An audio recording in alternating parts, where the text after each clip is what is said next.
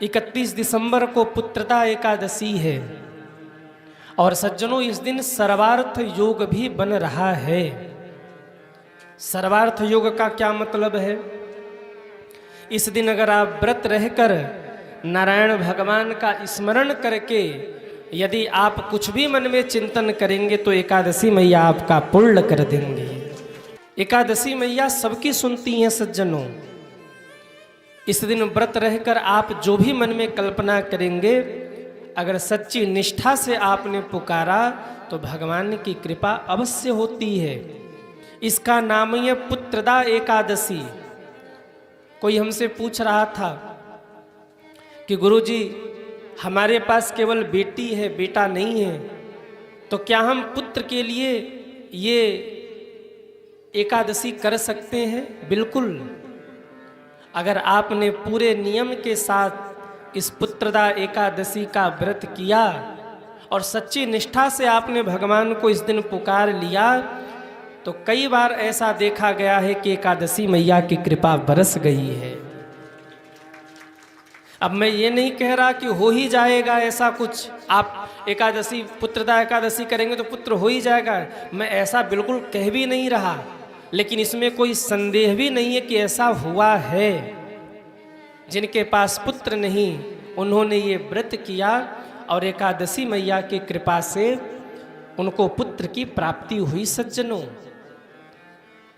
31 दिसंबर को ये जो एकादशी पड़ रही है इसका नाम ही है पुत्रदा, पुत्र को प्रदान करने वाली है। अच्छा, पुत्रदा एकादशी इसका नाम क्यों है और क्या है इसकी महिमा? ध्यान से सुनिएगा। प्राचीन समय में एक राजा हुए सुकेतुमान राजा हुए, भद्रावती नामक नगरी के राजा हुए सुकेतुमान, जिनकी पत्नी का नाम था सैव्या। राजा और रानी बड़े धर्मात्मा थे, बड़े पुण्यात्मा थे, परंतु जीवन में एक दुख था कि उनको कोई संतान न थी। पूरी प्रजा को वो पुत्र के समान प्रेम करते थे क्योंकि उनके पास तो कोई पुत्र था ही नहीं। कभी कभी बड़े दुखी भी होते। पितृपक्ष में जब अपने पितरों को तर्पण करते ना तो उनके जो पितर हैं वो रोते हुए उनके तर्पण को स्वीकार करते और मानो ये संकेत करते कि आप तो हमें तर्पण कर रहे पर आपको तो कोई संतान ही नहीं है, अब अगली पीढ़ी में कौन हमें श्राद्ध और तर्पण करेगा। राजा बड़े दुखी होते। कई बार मन में ऐसा आया कि मैं आत्महत्या कर लूं। राजा सोच रहे हैं कि मेरे पास पुत्र नहीं है, मेरे पितर मुझसे प्रसन्न नहीं है, मैं आत्महत्या कर लूं। परंतु शास्त्र की बात मानकर राजा रुक जाते कि आत्महत्या नहीं करना चाहिए। सुकेतुमान राजा ऋषि के चरणों में गिरकर रो पड़े। ऋषि ने पूछा क्यों रो रहे हैं? ये शास्त्र की कथा मैं आपको सुना रहा हूं। सुकेतुमान राजा ने कहा गुरुदेव मेरे पास पुत्र नहीं है। ऋषि कहते तुम क्यों रो रहे हो? आगे पुत्रदा एकादशी है, पुत्रदा एकादशी का व्रत करो, तुम्हें पुत्र की प्राप्ति होगी।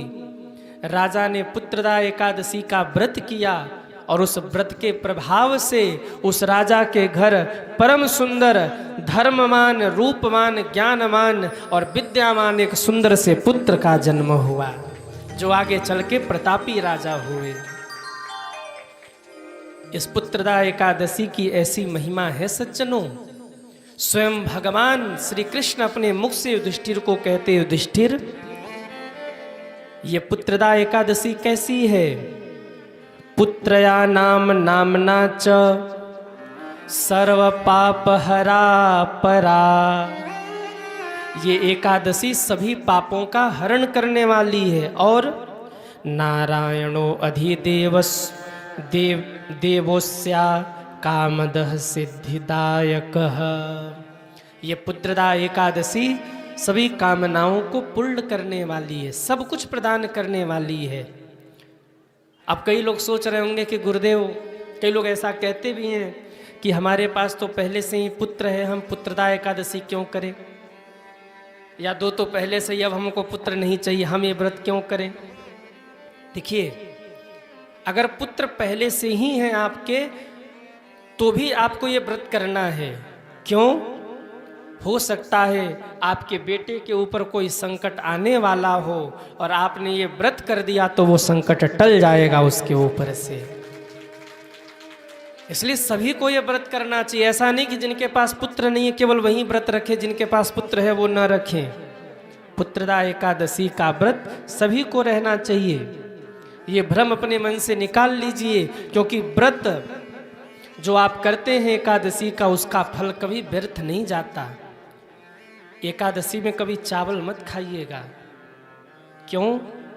सारे पाप जाके चावल में बैठ जाते हैं, और जब आप चावल खाते हैं तो सारे पाप आपके भीतर चले जाते हैं।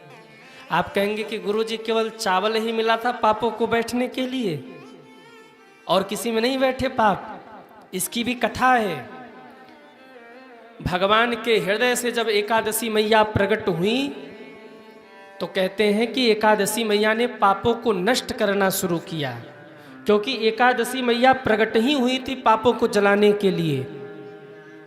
सारे पाप भागे भगवान की शरण में कि प्रभु एकादशी तो हमें नष्ट कर देंगी, और हमारे बिना पुण्य की भी महिमा नहीं है, धर्म की भी महिमा नहीं है।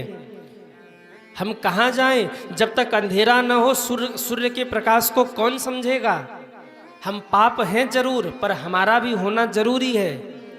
अरे पापी होंगे तभी तो आप पतित पावन कहे जाओगे, पापी होंगे तभी तो धर्म का मतलब लोग समझेंगे। प्रभु हमें बचा लीजिए। भगवान को दया आई, भगवान ने कहा जाके अन्न में बैठ जाओ, और एकादशी के दिन जो भी अन्न खाएगा तुम सब पाप अन्न के द्वारा उसके भीतर प्रवेश कर लेना। लेकिन अब समस्या ये हो गई कि पाप तो अन्न में रह गए, पर कई ऐसे लोग हैं जिनका शरीर अस्वस्थ है, बिना अन्न खाए काम चलता नहीं है।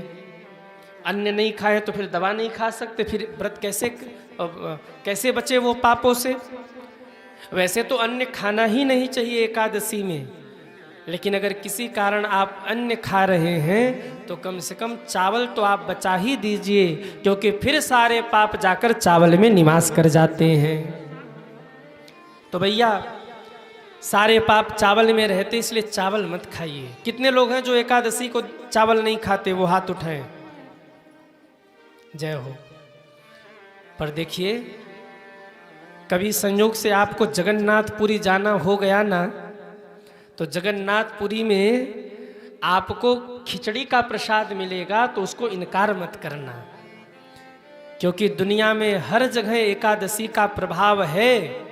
एकादशी के प्रभाव से कहीं चावल नहीं खाया जाता, पर एक जगन्नाथ महाप्रभु हैं जिनके द्वार पर, जिनके नगर में, जिनके यहाँ एकादशी को भी चावल खाया जाता है। बिना चावल खाए भगवान का वहाँ पेट नहीं भरता। क्यों नहीं भरता? भगवान की एक भक्ता हुई कर्माबाई, ध्यान से सुनिए। कर्माबाई एक दिन 12 बजे मंदिर में पहुंची तो देखा पुजारी जी भोग लगा के आरती कर रहे हैं। कर्माबाई कहने लगी, अरे अरे लाला, सुबह से पुजारी जी ने कुछ खिलाया नहीं तो को। एक काम करना ठाकुर जी, कल सुबह 7 बजे हमारे यहाँ आ जाना, सुबह हम तुमको कुछ खिला देंगे, इसके बाद फिर पुजारी जी 10, 11, 12 बजे जब भोग लगाए तब आप खाते रहना। कर्माबाई भाव से कह के चली गईं, और मन में ये भाव था कि भगवान जरूर आएंगे। और मेरे भाई बहन कहते हैं, अगले ही दिन सुबह 7 बजे कर्माबाई खिचड़ी बना रही थी, और उसी समय एक छोटा सा बच्चा पहुंच गया और कहने लगा, अरे माँ भूख लगी है, भोजन कराओ, भोजन कराओ, भोजन कराओ। छोटा सा बालक जाके रोने लगा कर्माबाई के द्वार पर, अरे माँ भूख लगी है, भोजन कराओ। कर्माबाई रो पड़ी। भगवान आ गए बालक के रूप में, खिचड़ी खिलाया और हाथ जोड़ करके कहा, प्रभु कल भी आएंगे ना? भगवान ने कहा ठीक 7 बजे। बालक चला गया। दूसरे दिन फिर 7 बजे आ गए भगवान, अरे जल्दी कर्मा, हमें जाना है, जल्दी कर्मा, अरे थोड़ी जल्दी कर्मा। उनका नाम कर्मा नहीं था, पर भगवान आके बैठ जाते और कहते जल्दी कर्मा। माता भोजन बना रही हो तो बच्चा बैठ के कहता अरे माँ जल्दी करो भूख लगी है, कहता है कि नहीं, अरे हाँ या ना। भगवान कहने लगे जल्दी कर्मा जल्दी कर्मा, जल्दी कर्मा, तो उनका नाम पड़ गया कर्मा। बोलिए कर्मा मैया की जय हो। रोज भगवान आते। एक दिन एक महात्मा जी जा रहे थे, सुबह 7 बजे कर्माबाई बर्तन धुल रही थी। महात्मा ने पूछा कि तू 7 बजे बर्तन धुल रही है सुबह सुबह? बोले हाँ, वो सुबह सुबह ठाकुर जी आते हैं ना, जल्दी से भोजन कराना होता है। महात्मा ने कहा तू भगवान को ऐसे भोजन कराती है, बिना नहाए, अशुद्धि से, बिना वस्त्र बदले? अरे सुबह उठ के नहाया कर, फिर भोजन बनाया कर। कर्माबाई ने कहा बाबा मुझे नहीं पता कि भगवान को कैसे भोग लगाते, बताओ ना। अब महात्मा ने अपना पूरा प्रवचन किया। सुबह उठो, बुहारी लगाओ, बर्तन साफ करो, रसोई पोछो, शुद्ध पवित्र वस्त्र धारण करो, रुच रुच भोग बनाओ और ठाकुर जी की थाली में सजाओ। 10 मिनट तक आंख बंद करके ध्यान लगाओ, फिर ठाकुर जी को खिलाओ। ठीक है प्रभु, कल करेंगे। अगले दिन कर्माबाई उठी, पूरे घर में सफाई किया, बर्तन धोकर पवित्र किया। और महाराज इतना विलंब हो गया कि अभी स्नान ही नहीं कर पाई थी, भगवान आ गए। और भगवान आके कहने लगे माँ भोजन कराओ। कर्माबाई ने कहा भगवान अभी थोड़े से इंतजार कर लीजिए, अभी मैं स्नान करके। अब स्नान किया, खिचड़ी बनाया, इतने में बज गए 10।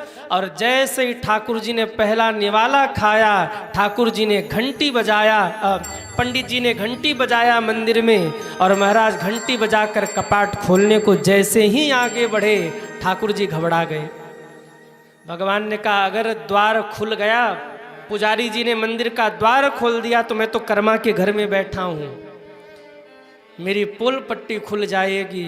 कर्माबाई को बताया नहीं भगवान ने, उठे और डायरेक्ट भागे हैं और जाकर मंदिर में फिर से खड़े हो गए। जल्दी जल्दी में मुंह धुलना भूल गए।